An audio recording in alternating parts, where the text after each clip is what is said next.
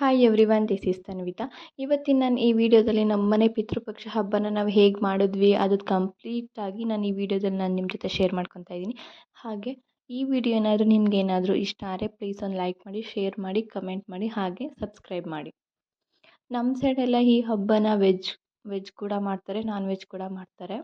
But ಬೇರೆ ಕಡೆ ಎರಡೂ ಕೂಡ ವೆಜ್ ಪ್ಲಸ್ ನಾನ್ ವೆಜ್ ಎರಡೂ ಕೂಡ ಒಟ್ಟಿಗೆ ಮಾಡಿ ಪೂಜೆ ಕೂಡ ಮಾಡ್ತಾರೆ. ಬಟ್ ನಮ್ಮ ಸೈಡೆಲ್ಲ ಬಂದು ಇದು ನಾನ್ ವೆಜ್ಜೇ ಮಾಡೋದು.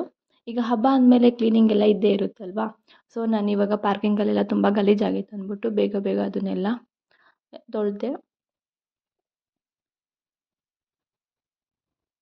ಬೇಗ ಬೇಗ ಅದನ್ನು ಕೂಡ ಕ್ಲೀನ್ ಮಾಡ್ಕೊಂಡೆ. ಹಳ್ಳಿ ಕಡೆ ಎಲ್ಲ ಮಾರ್ನಿಂಗ್ ಟೈಮೇ ನೀರೆಲ್ಲ ಬರೋದ್ರಿಂದ ಬೇಗ ಬೇಗ ಕೂಡ ಕೆಲಸನೂ ಆಗಿಬಿಡುತ್ತೆ.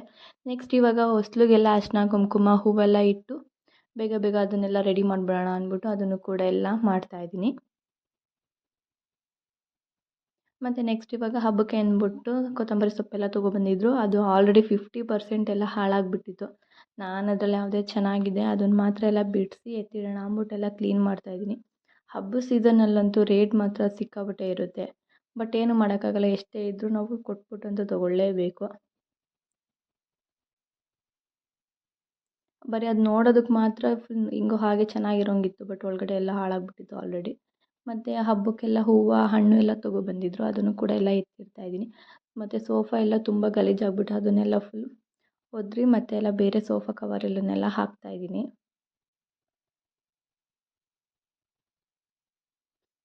ಗಲೀಜು ಅನ್ನೋದಕ್ಕಿಂತ ನಮ್ಮ ಮನೆ ಬರೀ ಜಾಸ್ತಿ ಧೂಳೇ ಇರುತ್ತೆ. ಆ ಧೂಳೆಲ್ಲ ನೀಟಾಗೆಲ್ಲ ಕ್ಲೀನ್ ಮಾಡ್ತಾಯಿದ್ದೀನಿ. ನೆಕ್ಸ್ಟ್ ಇವಾಗ ಕಿಚನ್ ಕೂಡ ಎಲ್ಲ ಕ್ಲೀನ್ ಮಾಡೋಣ ಅಂದ್ಬಿಟ್ಟು ಅದನ್ನು ಕೂಡ ಎಲ್ಲ ಕ್ಲೀನ್ ಮಾಡಿ ಇಟ್ಕೊಂಡಿದ್ದೆ. ಇದನ್ನೆಲ್ಲ ಕ್ಲೀನ್ ಮಾಡಿ ಇಟ್ಬಿಟ್ಟು ಆಮೇಲೆ ಸ್ನಾನ ಮಾಡ್ಕೊಂಬಂದ್ಬಿಡೋಣ ಅಂದ್ಬಿಟ್ಟು ಎಲ್ಲ ಬೇಗ ಬೇಗ ಎಲ್ಲ ಕೂಡ ಕ್ಲೀನ್ ಮಾಡ್ತಾಯಿದ್ದೆ. ಕಂಪ್ಲೀಟಾಗಿ ಕಿಚನ್ ಕೂಡ ಎಲ್ಲ ಕ್ಲೀನ್ ಮಾಡಾಯಿತು. ನಾನು ಕೂಡ ಇವಾಗ ಸ್ನಾನ ಎಲ್ಲ ಮುಗಿಸ್ಕೊಂಡು ಬಂದೆ. ಬೇಗ ಬೇಗ ಅಡುಗೆಗೆಲ್ಲ ರೆಡಿ ಮಾಡಿಬಿಡೋಣ ಅಂತ. ಅಡುಗೆ ಎಲ್ಲ ರೆಡಿ ಮಾಡೋದಕ್ಕಿಂತ ಮುಂಚೆ ಫುಲ್ ಈಗ ದೇವ್ರ ಮನೆ ಎಲ್ಲ ಕ್ಲೀನ್ ಮಾಡಿಬಿಟ್ಬಿಟ್ಟು ನಮ್ಗೆ ಈಸಿ ಆಗುತ್ತೆ ಇನ್ನು ಪೂಜೆ ಸಮಯಕ್ಕೆ ಅಂದ್ಬಿಟ್ಟು. ಈಗ ದೇವ್ರ ಮನೆಯೂ ಕೂಡ ಎಲ್ಲ ಕ್ಲೀನಾಗೆಲ್ಲ ಒರೆಸಿ ಇದು ಫೋಟೋಸ್ಗೆಲ್ಲ ನಾಮ ಮತ್ತು ಹೂವೆಲ್ಲ ಇಟ್ಬಿಟ್ಟು ಹಾಕ್ಬಿಡೋಣ ಅಂದ್ಬಿಟ್ಟೆಲ್ಲ ರೆಡಿ ಮಾಡ್ತಾಯಿದ್ದೀನಿ. ದೇವ್ರ ಮನೆ ಎಲ್ಲ ಕ್ಲೀನ್ ಮಾಡ್ಕೊಂಡು ಬೇಗ ಬೇಗ ಇದನ್ನೆಲ್ಲ ರೆಡಿ ಮಾಡಿ ಇಟ್ಕೊಂಡ್ಬಿಟ್ರೆ ನೆಕ್ಸ್ಟ್ ನಮಗೆ ಈಸಿ ಆಗುತ್ತೆ ಇನ್ನು ಪೂಜೆ ಟೈಮಲ್ಲಿ. ಅಡುಗೆ ಎಲ್ಲ ಮುಗಿಸ್ಕೊಂಡು ಬೇಗ ಬೇಗ ಪೂಜೆ ಎಲ್ಲ ಮಾಡ್ಕೊಂಡ್ಬಿಡ್ಬೋದು. ಇಲ್ಲಾಂದರೆ ಇನ್ನೂ ಈ ಕೆಲಸ ಆ ಕೆಲಸ ಅಂತ ಸುಮ್ಮನೆ ಎಲ್ಲ ಗಡಿಬಿಡಿ ಆಗಿಬಿಡುತ್ತೆ.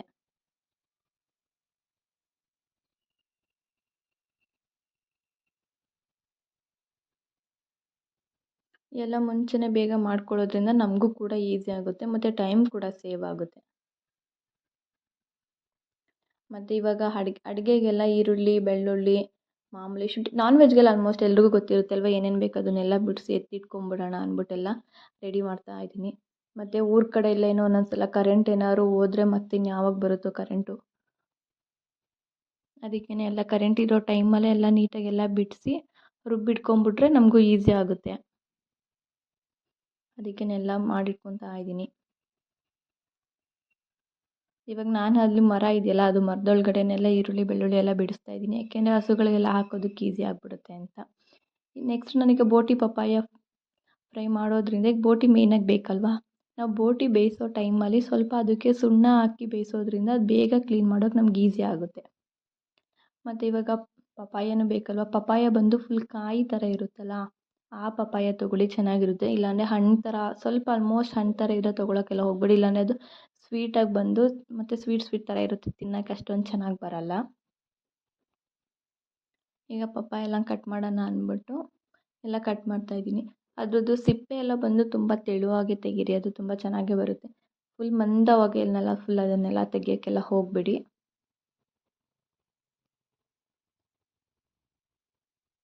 ನಾನು ಅದನ್ನು ಮರದೊಳಗಡೆನೇ ಇಟ್ಕೊಂಡು ಕಟ್ ಮಾಡ್ತಾಯಿದ್ದೀನಿ, ಯಾಕೆಂದರೆ ಹಸುಗಳಿಗೆಲ್ಲ ಹಾಕ್ಬೋದಲ್ವಾ, ಅದಕ್ಕೇ ಅಲ್ಲೇ ಮರದೊಳಗಡೆನೇ ಇಟ್ಕೊಂಡು ಹಾಕ್ಕೊತಾ ಇದ್ದೀನಿ.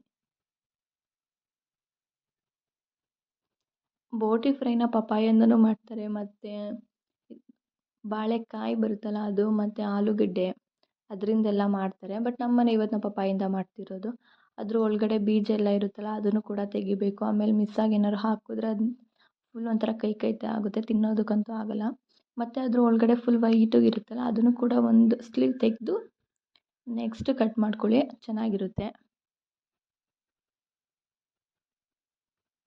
ತುಂಬ ಏನು ದಪ್ಪಗೆಲ್ಲ ಕಟ್ ಮಾಡ್ಕೊಳ್ಳೋಕ್ಕೆಲ್ಲ ಹೋಗಬೇಡಿ, ಸಣ್ಣ ಸಣ್ಣಗೆ ಕಟ್ ಮಾಡ್ಕೊಳ್ಳಿ, ಬೇಗ ಬೆಂದೋಗುತ್ತೆ. ಕಟ್ ಮಾಡಿದಾಗಲೇ ಅಲ್ಲೇ ಒಂದು ಯಾವುದಾದ್ರೂ ಒಂದು ಬಟ್ಲಲ್ಲಿ ಫುಲ್ ನೀರು ಇಟ್ಕೊಂಡು ಅದರೊಳಗಡೆನೆ ಹಾಕ್ಕೊಂಬಿಡಿ ಬೇಗ. ಅಲ್ಲೇ ನೀಟಾಗೆಲ್ಲ ವಾಶ್ ಮಾಡಿ ಬೇಗ ಬೇಗ ಅದನ್ನು ಬೇಯಿಸ್ಕೊಳ್ಳೋಕೆ ಈಸಿ ಆಗುತ್ತೆ.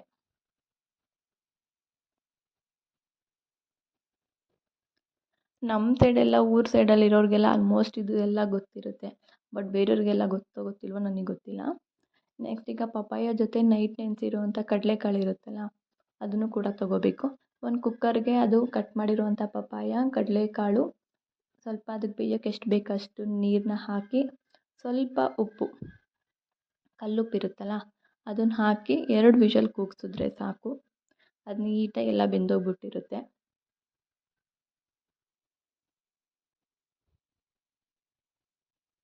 ಅದಕ್ಕೆ ಎಷ್ಟು ಬೇಕು ಅಷ್ಟು ನೀರು ಹಾಕ್ಕೊಂಡು ಕುಕ್ಕರ್ ಮುಚ್ಚಿ ಕೂಗಿಸಿ.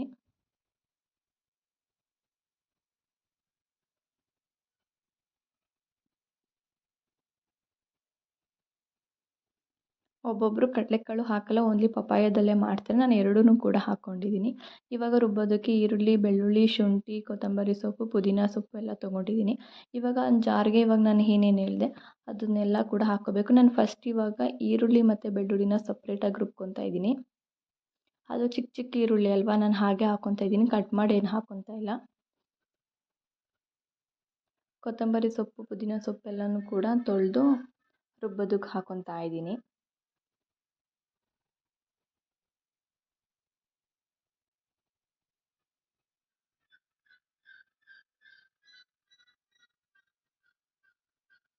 ಇವಾಗ ಈರುಳ್ಳಿ ಮತ್ತು ಬೆಳ್ಳುಳ್ಳಿ ಎಲ್ಲ ಪೇಸ್ಟ್ ಮಾಡಿಕೊಂಡೆ.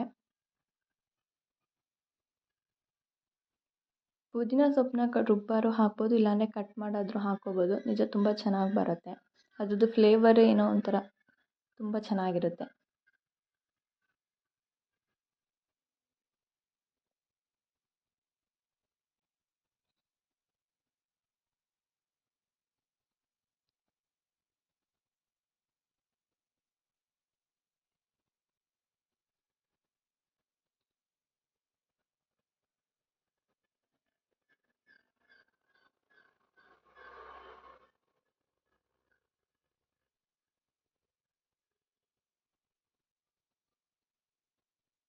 ಇವಾಗ ಅದನ್ನು ಬೇಗ ಬೇಗ ರುಬ್ಕೊಂಬಿಡೋಣ ಅಂದ್ಬಿಟ್ಟು ಅದನ್ನು ಕೂಡ ರುಬ್ಕೊತಾ ಇದ್ದೀನಿ. ನೆಕ್ಸ್ಟ್ ಇವಾಗ ಅದಕ್ಕೆ ಸ್ವಲ್ಪ ಅರಿಶಿನ ಮತ್ತು ಅದಕ್ಕೆ ಚಕ್ಕೆ ಲವಂಗದ ಪುಡಿ, ಸ್ವಲ್ಪ ಮೆಣಸೆಲ್ಲ ನಿಮಗೆ ಖಾರಕ್ಕೆ ಎಷ್ಟು ಬೇಕು ಅಷ್ಟು ನೋಡಿಕೊಂಡೆಲ್ಲ ಹಾಕ್ಕೊಳ್ಳಿ. ಬೆಳ್ಳುಳ್ಳಿ ಎಲ್ಲ ಸ್ವಲ್ಪ ಜಾಸ್ತಿ ಹಾಕಿದ್ರೂ ಕೂಡ ಏನಾಗಲ್ಲ, ಚೆನ್ನಾಗೇ ಇರುತ್ತೆ. ಮೆಣಸೆಲ್ಲ ಸ್ವಲ್ಪ ನೋಡಿಕೊಂಡೆ ಹಾಕ್ಕೊಳ್ಳಿ, ನಿಮ್ಗೆ ಎಷ್ಟು ಬೇಕು ಅಷ್ಟನ್ನು.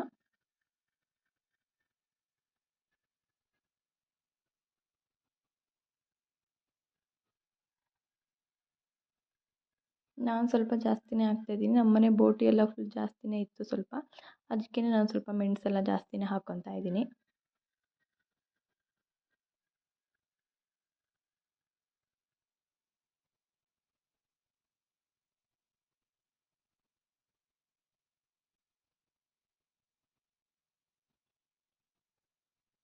ತುಂಬ ಸಣ್ಣಕ್ಕೆ ರುಬ್ಕೊಳ್ಳಿ, ಇಲ್ಲಾಂದರೆ ಚೆನ್ನಾಗಿ ಬರಲ್ಲ ಅದು. ನಾನು ಇವಾಗ ಫಸ್ಟು ಈರುಳ್ಳಿ, ಬೆಳ್ಳುಳ್ಳಿ ಎಲ್ಲ ರುಬ್ಕೊಂಡಿದ್ನಲ್ಲ, ಅದಕ್ಕೆ ಈ ಪೇಸ್ಟನ್ನು ಕೂಡ ಎಲ್ಲ ಮಿಕ್ಸ್ ಮಾಡಿ ಎತ್ತಿಡ್ತಾ ಇದ್ದೀನಿ ನೀಟಾಗಿ.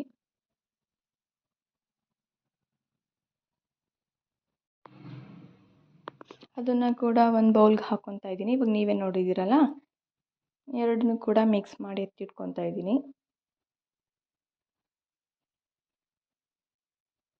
ಇವಾಗ ಇದು ಕೂಡ ರೆಡಿ ಆಯಿತು. ಇವಾಗ ನೆಕ್ಸ್ಟ್ ಅದಕ್ಕೆ ಇನ್ನೊಂದು ಮಸಾಲ ಬೇಕಲ್ವ, ಅದಕ್ಕೇ ಸ್ವಲ್ಪ ಕಾಯಿ ಮತ್ತು ಹುರ್ಗಡ್ಲೆ, ಒಂದೇ ಒಂದು ಪೀಸು ಚಿಕ್ಕದು ಚಕ್ಕೆ, ಅಷ್ಟನ್ನು ಕೂಡ ಹಾಕ್ಕೊಂಡು ರುಬ್ಬಿ ಎತ್ತಿಟ್ಕೊಬೇಕು. ನೆಕ್ಸ್ಟ್ ಇವಾಗ ಅದಕ್ಕೆ ಒಗ್ಗರಣೆಗೆ ನಮ್ಮ ಕಡೆ ಎಲ್ಲ ನಾವು ತಪ್ಪಲಿಲೇ ಮಾಡೋದು. ಅದಕ್ಕೆ ಒಂದು ತಪ್ಪಲಿ ಸ್ವಲ್ಪ ಆಯಿಲ್ ಹಾಕಿ, ಫಸ್ಟ್ ನಾವು ಈರುಳ್ಳಿ, ಬೆಳ್ಳುಳ್ಳಿ, ಶುಂಠಿ ಎಲ್ಲ ರುಬ್ಬಿ ಎತ್ತಿಟ್ಕೊಂಡಿದ್ವಲ್ಲ ಅದನ್ನು ಹಾಕಿ, ಸ್ವಲ್ಪ ಅದ್ರ ಮೇಲೆ ಸ್ವಲ್ಪ ಸಾಲ್ಟ್ ಹಾಕಿ ಸ್ವಲ್ಪ ಫ್ರೈ ಮಾಡಿ. ಆವಾಗ ಫ್ಲೇವರ್ ತುಂಬ ಚೆನ್ನಾಗಿ ಬರುತ್ತೆ. ಈಗ ಅದನ್ನು ಕೂಡ ಒಗ್ಗರಣೆಗೆ ಹಾಕಾಯಿತು. ನೆಕ್ಸ್ಟ್ ಇವಾಗ ನಾವು ಬೋಟಿ ಎಲ್ಲ ಸುಣ್ಣ ಎಲ್ಲ ಹಾಕಿ ಬೇಯಿಸಿ ಎಲ್ಲ ಕ್ಲೀನ್ ಮಾಡಿ ಎತ್ತಿಟ್ಕೊಂಡಿದ್ವಲ್ಲ, ಈಗ ಅದನ್ನು ಕೂಡ ಹಾಕ್ತಾಯಿದ್ದೀವಿ. ಅದೆಲ್ಲ ಸ್ವಲ್ಪ ನೀರು ಬಿಟ್ಕೊಂಡ್ಬಿಟ್ಟಿತ್ತು. ಅದು ನೀರನ್ನೆಲ್ಲ ಇದ್ದರೆ ಸ್ವಲ್ಪ ಅದು ಕೈಯಲ್ಲೇ ಸ್ವಲ್ಪ ಹಿಂಡಿ ಆಮೇಲೆ ಹಾಕಿ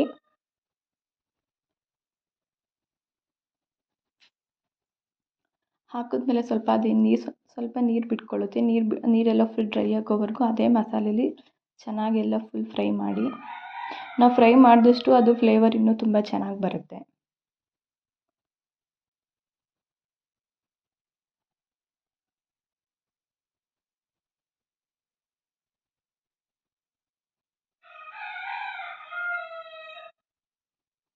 ಅದೆಲ್ಲ ನೀಟಾಗಿ ನೀರೆಲ್ಲ ಬಿಟ್ಕೊಂಡಿರೋದೆಲ್ಲ ಡ್ರೈ ಆದಮೇಲೆ ನಾವು ಬೇಯಿಸಿಟ್ಕೊಂಡಿದ್ವಲ್ಲ ಕಡಲೆಕಾಳು ಮತ್ತು ಪಪಾಯ ಅದನ್ನು ಕೂಡ ಹಾಕಿ ಚೆನ್ನಾಗಿ ಅದನ್ನೆಲ್ಲ ಫುಲ್ ಫ್ರೈ ಮಾಡಬೇಕು. ಈಗ ನಾವು ಆಲ್ರೆಡಿ ಅದನ್ನೆಲ್ಲ ಬೇಯಿಸಿ ಹಾಕೋದ್ರಿಂದ ಫುಲ್ ಜಾಸ್ತಿ ಟೈಮ್ ಏನು ಬೇಯಿಸುವಂಥ ಅವಶ್ಯಕತೆ ಇಲ್ಲ. ಬೋಟಿನೂ ಕೂಡ ನಾವು ಆಲ್ರೆಡಿ ಬೇಯಿಸ್ಕೊಂಡೇ ಇದ್ವಿ. ಸ್ವಲ್ಪ ಹಾಕಿ ಅದನ್ನೆಲ್ಲ ನೀಟಾಗಿ ಫ್ರೈ ಮಾಡಬೇಕು. 1-2 ಮಿನಿಟ್ಸ್ ಫ್ರೈ ಮಾಡಿದ್ರೆ ಸಾಕು. ನೆಕ್ಸ್ಟ್ ಅದಕ್ಕೆ ಸ್ವಲ್ಪ ಇದು ಮಟನ್ ಸಾಂಬಾರು ಪೌಡರ್ ಇರುತ್ತಲ್ಲ ಅದು, ಮತ್ತು ನಾವು ಕಾಯಿ ಚಕ್ಕೆ ಹುರ್ಗಡ್ಲೆ ಎಲ್ಲ ರುಬ್ಬಿಟ್ಕೊಂಡಿದ್ವಲ್ಲ ಅದನ್ನು ಕೂಡ ಸ್ವಲ್ಪ ಹಾಕಬೇಕು. ನಿಮ್ದು ಎಷ್ಟು ಕನ್ಸಿಸ್ಟೆನ್ಸಿ ಬೇಕೋ ಅದನ್ನು ನೋಡಿಕೊಂಡು ಅದನ್ನ ಮಸಾಲೆ ಎಲ್ಲ ಹಾಕ್ಕೊಳ್ಳಿ. ಏಕೆಂದರೆ ಇದು ಮಸಾಲೆ ಎಲ್ಲ ಹಾಕಿ ಸ್ವಲ್ಪ ಟೈಮ್ ನಾವು ಬೇಯಿಸೋದ್ರಿಂದ ಅದು ಫುಲ್ ಗಟ್ಟಿ ಕೂಡ ಆಗುತ್ತೆ.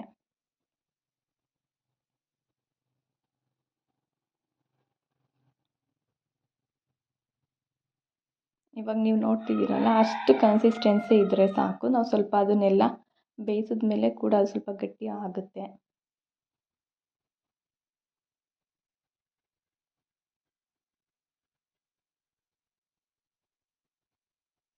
ಮತ್ತು ಇದೆಲ್ಲ ಆದಮೇಲೆ ಸ್ವಲ್ಪ ಇವಾಗ ನೀವು ನೋಡ್ತಿದ್ದೀರಲ್ಲ ಒಂದಿಷ್ಟು ಕನ್ಸಿಸ್ಟೆನ್ಸಿಲಿ ಅದನ್ನು ಬೇಯಿಸಿದ್ರೆ ಸಾಕು. ಮತ್ತು ಅದ್ರ ಮೇಲ್ಗಡೆ ಸ್ವಲ್ಪ ಲಾಸ್ಟಲ್ಲಿ ಸ್ವಲ್ಪ ತೆಂಗಿನಕಾಯಿ ತುರಿ ಅಷ್ಟನ್ನು ಹಾಕಿ 1-2 ನಿಮಿಷ ಬಾಡಿಸ್ಕೊಂಡ್ರೆ ಸಾಕು.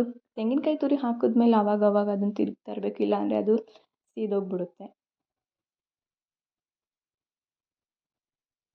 ಅದಾದಮೇಲೆ ಒಂದು 2 ಮಿನಿಟ್ಸ್ ಎಲ್ಲ ಫ್ರೈ ಮಾಡ್ಕೊಳ್ಳಿ, ಅಷ್ಟೇ ಸಾಕು.